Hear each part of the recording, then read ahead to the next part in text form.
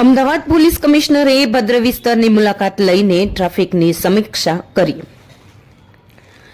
Ahmedabad police કમિશનરે ભદ્ર વિસ્તારની મુલાકાત લઈને ટ્રાફિકની સ્થિતિની સમીક્ષા કરી હતી, જેમાં તેમણે લાલ દરવાજામાં આવેલી એક દુકાને જઈને સ્થાનિક વેપારીઓ અને નાગરિકો સાથે વાતચીત કરી હતી.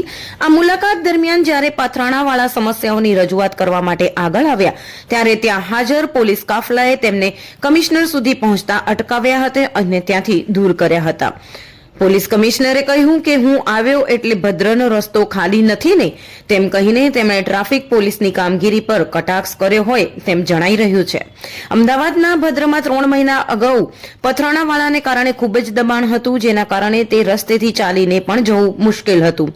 હાઈકોર્ટના આદેશ બાદ પોલીસ અને એએમસી દ્વારા સમગ્ર પથરાણા બજાર ખાલી કરવામાં આવ્યું છે. અત્યારે વાહન પણ એકદમ સરળતાથી લઈ શકાય છે. પોલીસ કમિશનરને જાતે જ ટ્રાફિકનું નિરીક્ષણ કરવા માટે આવ્યા હતા. પોલીસ કમિશનર સાથે traffic JCP, traffic DCP, zone 2 DCP અને સ્થાનિક પોલીસનો કાફલો પણ હાજર હતો.